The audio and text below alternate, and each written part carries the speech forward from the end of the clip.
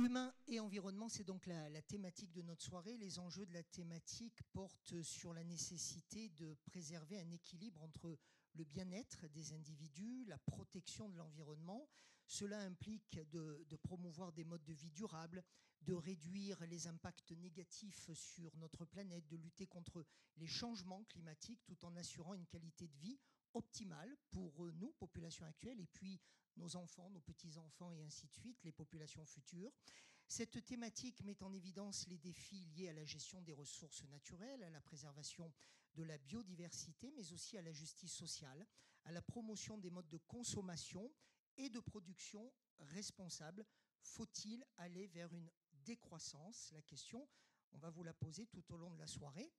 Vous êtes journaliste, Juliette, spécialisée dans les dimensions liées à l'écologie, à l'environnement, à la durabilité. Vos analyses à destination d'alerte, avec un S, passent en premier lieu par des enquêtes minutieuses. On vous connaît pour cela. Vous êtes régulièrement invité chez nos confrères de la télévision, justement, pour vous exprimer. Pourquoi avoir choisi le secteur de l'écologie ou de l'environnement pour exercer notre belle profession ? De journaliste. Au départ, j'étais pas spécialement. J'ai grandi en région parisienne, donc j'étais assez éloignée des sujets liés à l'environnement, à l'agriculture, à l'alimentation, à toutes ces thématiques-là. Et c'est vraiment en faisant ce métier de reporter au départ, donc je l'ai fait une dizaine d'années pour le journal télévisé, que j'ai découvert toutes ces thématiques, notamment agricoles et alimentaires, parce que j'ai traité le salon de l'agriculture et j'ai fait beaucoup de sujets autour de ces thématiques-là. Et je me suis rendu compte du rôle central de l'agriculture et de l'alimentation, des problématiques de la surconsommation, de la malbouffe, de ses effets aussi sur la planète et du rôle structurant de ce sujet sur l'ensemble de la société. Donc c'est comme ça que je me suis intéressée à ces sujets-là. Après, j'ai fait des sujets beaucoup pendant la crise des subprimes sur la finance et les modèles économiques qui peuvent être différents et qui ne sont pas liés au cours de la bourse, avec tous ces modèles qui sont plus liés à l'économie sociale et solidaire, mais aussi souvent très liés à celui des PME au sein d'un territoire. J'ai fait beaucoup de sujets sur ces thématiques-là. Et je suis partie en 2016 de TF1, notamment parce que j'avais quand même des sujets sensibles qui avaient un petit peu de mal à être diffusés, notamment un sujet sur les semences avec Monsanto et Pierre Rabhi. C'est pour ça que vous avez quitté oui. Le groupe TF1. Oui, j'ai adoré travailler là-bas. J'ai travaillé une dizaine d'années. J'ai fait assez rapidement des sujets, on va Juliette dire... Duquesne, une femme libre. Oui, bon, peut-être pas. Mais en tout cas, j'ai décidé de partir à ce moment-là, parce que j'avais notamment un sujet sur donc, les semences qui ne passaient pas. Et donc, on a créé un ouvrage. C'était le premier ouvrage on va en reparler. Avec Pierre Rabhi sur les semences. Et Pierre Rabhi, qui était donc, peut-être que tout le monde ne le connaît pas, agroécologiste, paysan, philosophe, qui est décédé il y a 1 an et demi. Et donc, après, nous avons créé cette collection de livres, qui est aussi un média et un podcast, où j'enquête pendant 1 an sur chaque sujet. Pierre faisait le début et la fin des ouvrages, avec un aspect plus poétique, analytique. Et moi, le cœur des enquêtes, où j'interroge... par exemple, pour l'ouvrage Vivre mieux sans croissance, des économistes de tous bords, entre guillemets, des entrepreneurs, des associations. C'est donc la collection des Carnet chercheurs. d'alerte. Carnet d'alerte. De toutes les analyses que vous avez pu faire à travers toutes vos enquêtes, quelle est la dimension qui aujourd'hui vous affole le plus en tant que citoyenne du monde ? J'ose aussi ma question, peut-être en tant que femme, en tant que Française, qu'est-ce qui vous inquiète le plus ? C'est difficile cette question parce que du coup j'ai fait 6 grosses enquêtes. Je les nomme juste pour qu'on se rende compte que je trouve ça intéressant en fait, que tous ces sujets sont liés. J'en ai fait un sur les semences, OGM, nouveaux OGM, un sur tout ce qui est est-ce qu'on peut nourrir la planète avec l'agroécologie, un autre modèle agricole, une enquête sur vivre mieux sans croissance, une enquête sur les excès de la finance que Pierre avait voulu appeler ou l'art de la prédation légalisée, une enquête sur la pollution du numérique et l'intelligence artificielle et une enquête sur l'eau. Et je termine par ce sujet-là parce que tous ces sujets sont liés, bien sûr. À chaque fois, j'interroge à peu près une quarantaine de chercheurs et donc 80 personnes en tout et d'autres personnes à chaque fois. Et peut-être que l'enquête qui m'a le plus attristée, c'est celle sur l'eau, parce que l'état des lieux de l'eau est vraiment catastrophique, que ce soit en termes de pollution, de consommation. On retrouve des pesticides jusque dans la graisse des baleines. La quasi-totalité des cours d'eau et des nappes phréatiques sont polluées en France. Donc c'est vrai que c'est peut-être le sujet qui m'a le plus attristé. Et peut-être ce qui est étonnant, à travers toutes mes enquêtes, ce qui des fois me touche le plus, c'est quand je lis des rapports très chiffrés, justement, notamment sur l'eau, ou alors aussi, on en reparlera peut-être tout à l'heure, sur la consommation des métaux, qui est considérable, et c'est un point essentiel dont on parle peut-être pas assez, parce qu'on parle beaucoup des émissions de gaz à effet de serre, mais moins de la consommation des métaux. Et des fois, quand je lis ces rapports très chiffrés, parce qu'il faut lire beaucoup d'études pour pouvoir ressortir les chiffres clés, les chiffres, voilà, recouper les différentes. C'est peut-être justement de voir comment, en fait, en assez peu d'années, hein, c'est après la Seconde Guerre mondiale, notamment que ça a surtout commencé, cette accélération, comment on pompe sans fin dans cette terre. Et j'ai presque l'impression comme si, c'est Pierre d'ailleurs qui disait ça, c'est comme si c'était un être vivant en tant que tel, et qu'on on pompe sans fin dans cette terre sans se rendre compte que voilà, ce n'est pas durable. Que ce n'est pas un puits sans fin. C'est pas un puits sans fin. Et on le voit, et il y a vraiment la rupture après la Seconde Guerre mondiale, et on le voit vraiment à travers toutes les investigations que j'ai pu faire. On va reparler de l'eau. Je regarde Claude Barbin, c'est une séquence tout à l'heure avec lui où il sera question justement de l'eau. Ça peut surprendre. On lui posera la question du pourquoi le président de la Chambre de commerce et d'industrie Clermont-Auvergne Métropole a souhaité nous parler d'eau, mais je pense que l'eau, il en sera aussi question avec le président de la communauté d'agglomération Clermont-Auvergne Métropole, puisqu'il y a un certain nombre de travaux aujourd'hui, je vous en ai parlé, qui sont liés justement à améliorer le réseau d'eau. Olivier Bianchi, que je salue, nous en parlera mieux tout à l'heure. Comment pouvons-nous concilier la promotion des modes de vie durables et la garantie d'une vie optimale pour tout le monde, avec peut-être donc, allez, j'ose la question, un peu plus de croissance, alors que si j'ai bien compris, vous êtes pour la décroissance. Alors, je suis pour la décroissance. C'est vraiment mon enquête qui me montre, après avoir interrogé autant d'économistes aussi et consulté autant d'études, que de toute façon, on ne pourra pas croître indéfiniment, et qu'il va falloir accepter une part de sobriété. Alors après, je pourrais développer, parce que ça vaut un ouvrage. Donc, il y a bien sûr que j'ai interrogé en plus des économistes de tous bords. Donc oui, si on veut un autre mode de vie qui est respectueux de la planète et des humains, va falloir, notamment dans les pays occidentaux, que nous consommions moins. On consomme 3 fois plus qu'il y a 60 ans.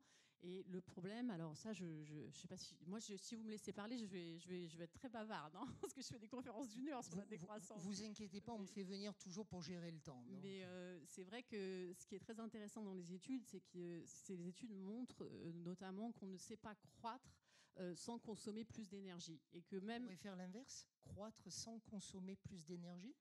Eh ben non, on ne sait pas croître sans consommer d'énergie. On ne sait pas le faire, mais est-ce qu'il serait possible de le faire? Ben non, si on ne sait pas le faire, on ne sait pas croître sans consommer plus d'énergie. Et il y a une étude très intéressante de Gaël Giraud qui montre que si on baisse notre consommation d'énergie primaire, c'est-à-dire avant transformation, de l'ordre de 10%, ça baisse le PIB de l'ordre de 6%. Ça même montre que, en fait, les études sur ce sujet montrent même que l'énergie a beaucoup plus d'impact sur le produit intérieur brut que le capital. Alors, qu'est-ce qu'on peut faire? Et alors, ça montre qu'il va falloir qu'on réduise notre consommation d'énergie. Alors, il y a une association intéressante, je vous donne plein de chiffres, mais c'est quand même intéressant d'avoir quelques données, qui s'appelle l'association Negawatt, qui montre que d'ici 2050, il faudrait qu'on réduise notre consommation d'énergie finale, ça veut dire celle des ménages, de l'ordre de 30%. Donc ça veut dire qu'il y aurait une réduction du produit intérieur brut. Alors ça ne veut pas forcément dire... Ça veut pas dire que ça passe par quoi? Ça veut dire qu'on se caille un peu plus en hiver, qu'on mette plus de pull vert. Non, je pense que c'est un peu plus compliqué que ça. Non, mais moi je veux des choses très concrètes, je veux des illustrations concrètes. Ça voudrait dire qu'il faudrait qu'on change plus profondément de modèle économique, qu'on ne soit pas basé sur la croissance, qu'on ne cherche pas toujours à des gains de productivité, on en reparlera tout à l'heure peut-être, pour justement créer des emplois, et qu'on soit dans un autre modèle économique où le but... Entendu, là, ça fait je me doute bien que tout le monde n'est pas d'accord avec moi ici. Ça fait réagir, là. Mais que l'objectif, ce ne soit pas toujours de plus consommer. Ça ne veut pas forcément dire qu'on sera moins heureux. On sera certainement des modes de vie moins mobile, plus sobre, plus ancré sur les territoires. Mais moi, je vois bien dans toutes mes enquêtes qu'à chaque fois qu'on essaye de contenir le système sans changer les fondements, on n'y arrive pas. Et c'est le problème aujourd'hui, c'est qu'il y a beaucoup de greenwashing autour de tout ce qui est lié à l'écologie. Et bien sûr, pour moi, c'est un point essentiel, pour que ça soit acceptable. Ça ne veut pas dire qu'il faut rajouter juste des contraintes aux personnes et qu'on reste dans le même mode de vie qu'aujourd'hui. Et ici, aujourd'hui, on est à Clermont-Ferrand, et je vois bien, moi, à travers toutes les innovations sociales, on en reparlera tout à l'heure, il me semble, que c'est souvent des solutions qui sont sur les territoires ruraux, ancrés dans les territoires, que les PME, le monde de l'ESS, de l'économie sociale et solidaire, innovent beaucoup autour de ces sujets-là. Et on va passer à l'autre question, parce que je sais qu'on a pas mal de points à voir, mais je voudrais insister sur ce point-là, où il y a un point qui est essentiel, c'est qu'il faut aussi moins d'inégalités, bien sûr, et que c'est bien sûr les gens les plus riches qui doivent faire le plus d'efforts. Et je voulais vous donner ces 2 chiffres qui me semblent essentiels. C'est qu'aujourd'hui, sur la planète, les 20% les plus riches de la population mondiale sont responsables de 86% des dépenses de consommation, et que les 10% des habitants les plus riches de la planète émettent plus de la moitié des émissions de CO2.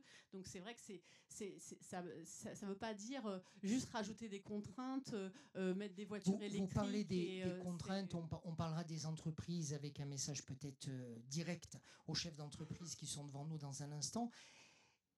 Les citoyens que nous sommes, est-ce qu'on ne les culpabilise pas un peu trop depuis, peut-être pas 10 ans, mais au moins 5 ans, quels que soient les gouvernements, on nous tape dessus, on nous dit qu'il faut aller vers le green, qu'on ait des mauvais garnements si on ne réduit pas nos consommations.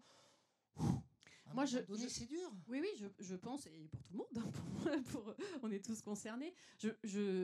On a des fois d'ailleurs reproché à Pierre Rabhi, parce que lui il disait chacun doit faire sa part. Je pense qu'il y a un éveil des consciences que chacun doit faire sa part, mais qu'il faut aussi des changements plus globaux. Ça ne peut pas porter que sur les citoyens.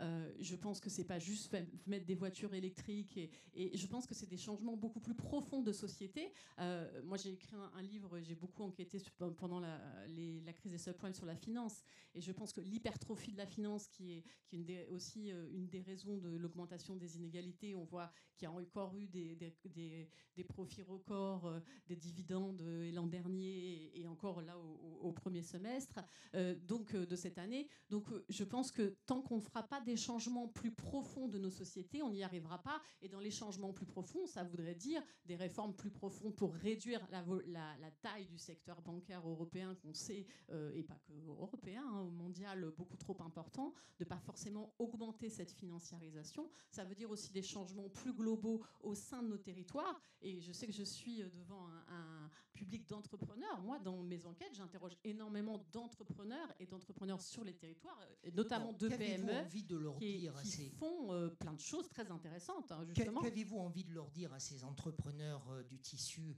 économique auvergnat qui sont là devant nous ce soir, et qui, par définition, pour certains d'entre eux en tout cas, se disent elle est gentille Juliette Duquesne, mais moi j'ai des salaires à verser à la fin du mois, j'ai des charges à payer qui augmentent d'année en année, j'ai des impôts, en veux-tu en voilà, on est en France, madame la députée, pardonnez-moi, c'est plus fort que moi, il faut que je le dise. Ok, la décroissance, on peut l'admettre, mais comment faire quand on doit systématiquement faire exister dans une dynamique de rentabilité une entreprise? Oui, alors organiser la décroissance, ça voudrait dire ne pas subir la récession, et ça voudrait dire organiser plus globalement, différemment notre société économique. Après, quand vous parlez de modèle économique, moi-même, j'ai mon propre modèle économique. Je suis autrice et journaliste indépendante. Je suis partie d'une entreprise. J'ai aussi fait ma décroissance personnelle. Et moi-même, je dois maintenir mon modèle économique qui n'est pas toujours simple à trouver.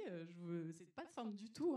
Les modèles économiques dans le journalisme sont basés sur la publicité, et ce n'est pas le mien, donc c'est pas toujours évident de le trouver. Donc moi-même, donc c'est pour ça que moi, à travers mes enquêtes, je vois bien. Moi, j'ai pas de leçons à donner. Je suis là pour plutôt donner le résultat de ce que je trouve sur le terrain. Et ce qui est intéressant on a un peu oublié dans notre société qui est très clivante en ce moment, que le mot média, ça vient de médiateur, et c'est essayé d'avoir une vision globale de la société civile. Je pense pas qu'on est jamais complètement objectif.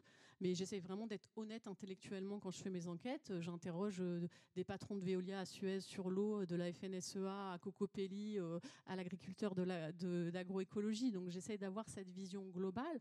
Je vois bien que sur les territoires, notamment les PME, les acteurs de l'économie sociale et solidaire font des innovations sociales très intéressantes, où justement on essaye de remettre des fois la démocratie économique au cœur d'un territoire, et où on arrive à avoir de la rentabilité, mais pas toujours plus de profit.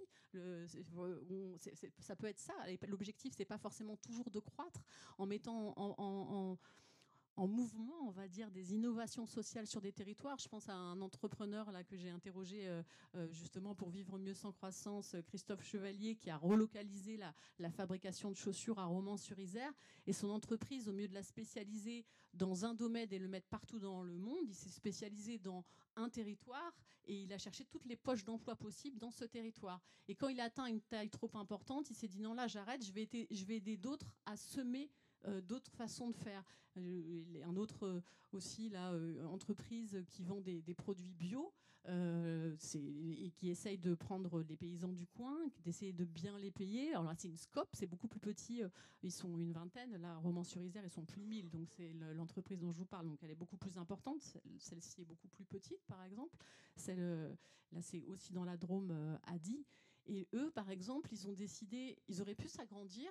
Puis à un moment, ils se sont dit, est-ce que l'intérêt, c'est qu'on s'agrandisse ou est-ce que ça peut être intéressant plutôt qu'on aide d'autres à créer leur... Ça, c'est une illustration concrète. Voilà, il y a plein d'illustrations concrètes. D'un modèle de décroissance alors, voulu.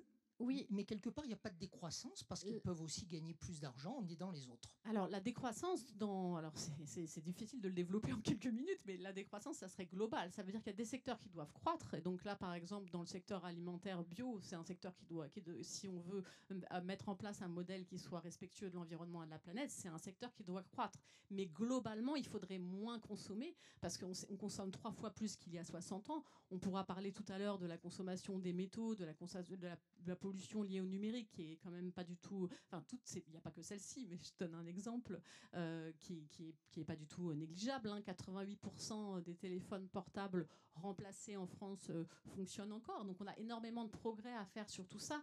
Mais c'est sûr que ce qui est peut-être culpabilisant aujourd'hui, c'est de faire porter tout sur le citoyen dans un modèle économique qui est encore basé énormément sur la publicité, en vous disant achète, mais en fait il ne faut pas acheter. Donc c'est sûr que c'est des changements plus globaux. Quelque chose d'antinomique là. Bien sûr. Je vous pose une dernière question, mais j'en profite aussi pour appeler Stéphane Pasquier à nous rejoindre, si vous voulez bien, Stéphane, nous rejoindre, et nous enchaînerons avec vous. On parlait, vous avez fait allusion, Juliette, à Pierre Rabhi. C'est le monsieur, et je pense que voilà, on va le voir sur le grand écran, tout le monde a dans sa tête, dans son esprit, le visage de Pierre Rabhi avec ce fameux premier livre. C'est peut-être pas son premier, mais ça a été le plus célèbre, Le Colibri, où il nous explique que chacun de nous doit faire sa part, comme on dit. C'est une question que j'ai un petit peu vécu, où j'ai vécu moi-même la réponse. J'ai eu, comme vous, la chance d'interviewer Pierre Rabhi. Et quand on arrivait pour interviewer Pierre Rabhi, il fallait qu'on ait du temps devant soi, parce que ce n'était pas un monsieur qui vous recevait en 5 minutes. Il y avait le thé, les petits gâteaux. On était au milieu d'une ferme. Cet homme, il nous donnait le sentiment que l'instant présent était le plus important. Et pourtant, nous sommes dans une société, dans une vie quotidienne où il y a une fuite en avant en permanence. Est-ce que c'est aussi par rapport à ce côté un petit peu paradoxal que vous avez fait le choix, vous-même, de Pierre Rabhi pour lancer cette collection ? C'est une vaste question. Oui, Pierre Rabhi avait un autre rapport au temps et un autre rapport à l'argent aussi. J'ai choisi cette collaboration avec Pierre. Elle s'est faite d'elle-même parce que, du coup, comme je vous le disais, j'avais fait un sujet sur les semences qui ne passaient pas et j'en ai fait un ouvrage avec Pierre. Et ce qui m'a beaucoup impressionné chez Pierre, parce que j'ai interrogé beaucoup de personnes quand même en me disant plus de 10 ans de TF1, c'est qu'il avait agi concrètement, notamment en développant des techniques d'agroécologie, notamment en Afrique, dans des zones semi-arides, qu'il avait beaucoup agi concrètement, ce qui est assez rare d'allier la parole et l'action. Ce qui m'a aussi, pour être tout à fait honnête, très touchée, c'est que moi, à force de faire beaucoup d'enquêtes un peu dramatiques et un peu lourdes, parfois on est un peu animé par la colère, et j'avais pas spécialement envie en tant qu'être humain d'être animé par la colère. Pierre avait cette grande qualité humaine d'être très lucide et d'avoir réussi intérieurement à ne pas être nourri par la colère, même si la colère peut être utile. Je pense que d'être constamment dans ça, c'est pas forcément agréable. Donc ça, c'était une de ses grandes qualités. Donc j'ai vraiment apprécié cette collaboration pour cela.